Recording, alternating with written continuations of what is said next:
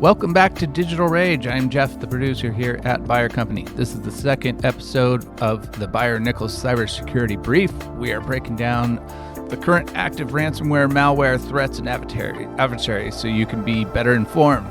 Byer Co. is a digital marketing agency specializing in cybersecurity. We assemble this brief twice a month using data from cybersecurity experts for your consumption and distribution. So please share with a friend. And here we go.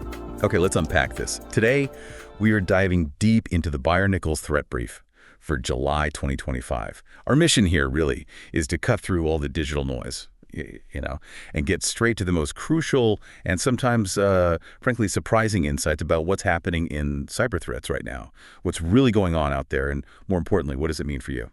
Yeah, and what's compelling about this particular brief is the methodology behind it is pretty rigorous. It's not just grabbing headlines.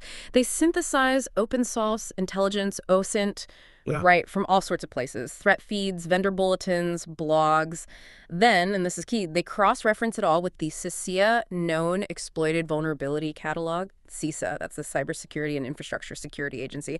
Their list is basically the vulnerabilities attackers are using like right now. And they even add details from ransomware leak sites. So it gives this really comprehensive view. It's kind of a shortcut for you to get genuinely well-informed on the big stuff happening recently. A shortcut. I like that. And when you say insights, well, get ready for some pretty stark realities, folks. We're going to explore why small businesses are just overwhelmingly the main target. It's kind of shocking. Plus, the sheer speed of some attacks. It's startling.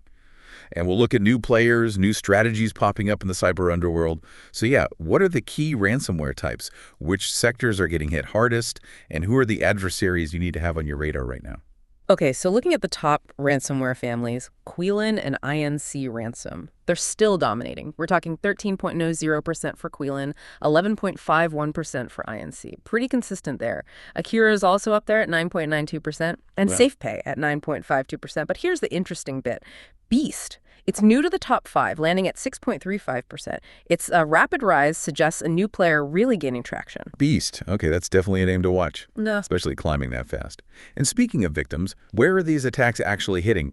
Geographically, I mean, and which industries are suffering most? Well, no huge surprise. The USA is still the primary target. By a long shot, it accounts for a, frankly, staggering 50% of all victims, half. After that, it drops off significantly. The UK is next at 4.37%, then Italy at 3.97%. Canada and Germany are tied around 3.57%. But yeah, that US concentration is it's really telling. 50%, just in the US. That's not just a big number, is it? It feels like strategic targeting. Right. What do you think is behind that? Is it just more targets, or are there like specific economic reasons, maybe geopolitical factors making U.S. organizations more attractive or maybe more vulnerable? That's a great question. And it's likely a mix of things. You've got the sheer density of valuable IP here, right? Intellectual property. Plus, highly interconnected supply chains, and maybe, just maybe, a perception that security maturity in some small to medium businesses isn't quite as high as, say, their European counterparts who face different regulations. So it's not just more targets, it's the quality and maybe the accessibility of those targets, often a better potential payoff for the attackers. Sector-wise, construction is actually leading the pack, 16.27% of victims, followed really closely by retail at 15.48%, and manufacturing right there too at 15.08%. Financial services, technology, they round out the top 5. It shows a really broad impact. Okay, so we've covered the ransomware and the who in terms of general targets, but there's this one finding in the brief that just keeps jumping out, and it really highlights what feels like a huge blind spot in how we think about defense. I'm talking about the breakdown by company size. What's the report saying there? Yeah, this trend is just undeniable now. It's become a clear pattern. The overwhelming majority of victims, they're still small businesses. We're talking 500 employees or less. And the number jumped. It was around 80.6% before. Now it's 84.52% in this July report. That's not just a small uptick. It feels like a fundamental shift in focus from the attackers. It really confirms that smaller organizations, often with fewer resources for really robust cybersecurity, they're the main battleground now. 84%. Wow. That's it's not just a statistic, right? There's like a whole segment of the economy basically under siege. It really makes you wonder if our current security thinking, our defense strategies, are actually doing enough to address that vulnerability, especially when you think about how devastating just one breach can be for a small company. Precisely. It just underscores how vulnerable they are. I mean, a single breach can very realistically put a small business out of business entirely. Exactly. So, okay, Given who's being targeted, these smaller guys, and how vulnerable they are, let's connect that to the attackers themselves. The brief mentions a mix, right? Some familiar names, some re-emerging ones. Who should you be watching out for? And are they using any new tricks? It's a fascinating mix, actually. Established groups and some returning players. APT-41, for instance, that's an advanced persistent threat group, state-sponsored, China-based, known for espionage. They've been quiet for almost a year, but they're back, and now seem to be specifically targeting governments in Africa. Then there's FireAnt. This one's a really stealthy cyber espionage campaign. They're exploiting vulnerabilities in ESXi and vCenter. Okay, hold on. ESXi and vCenter. For the listeners who might not live in that world every day, maybe network or app security folks, can you quickly explain what those are and why hitting them is such a big deal for attackers? Oh, absolutely. Good point. Think of ESX as like the foundational layer. It's the operating system that runs lots of virtual machines, virtual servers directly on the hardware. It's a bare metal hypervisor. And vCenter, that's the central command console. It manages all those virtual environments. So if an attacker gets into the vCenter, it's like getting the master key to the whole data center, basically. Gives them massive control, often lets them deploy ransomware super fast across everything virtualized. It's a goldmine for them. We also see No Name 05716. That's a pro-Russian hacktivist group.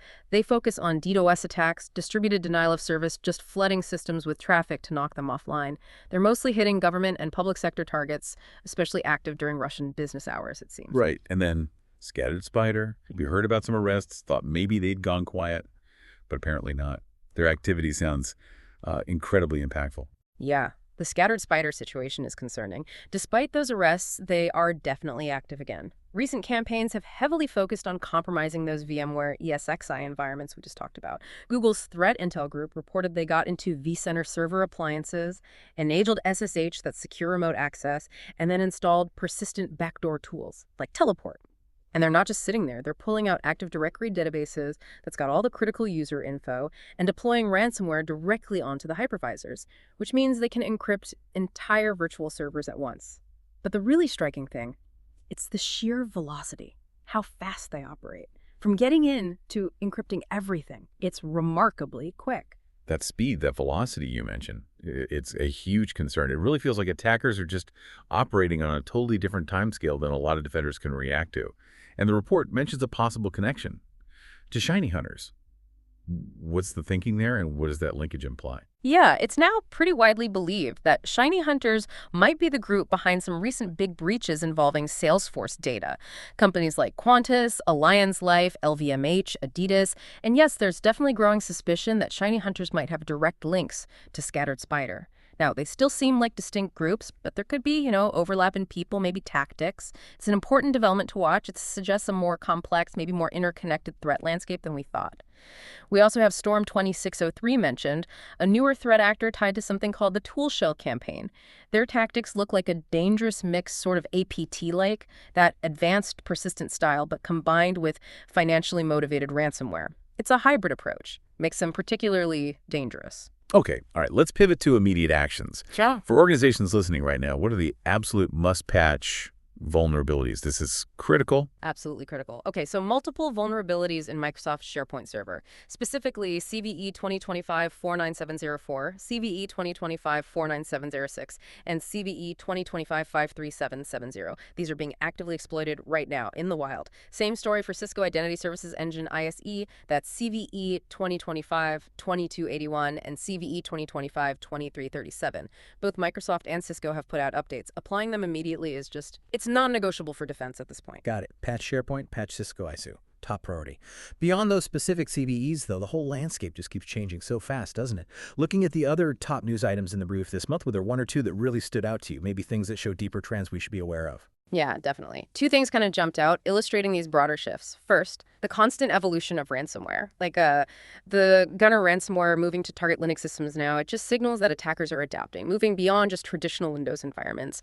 Our defenses need to cover everything, be platform agnostic. Second thing, The return of malware, like the Luma info stealer, even after law enforcement took it down before, it just highlights how resilient these criminal operations are. It's a constant cat and mouse game, right? And they're learning. They bounce back faster. They redesign their tools. These examples really hammer home how adaptable the attackers are and why defenders just have to keep evolving constantly.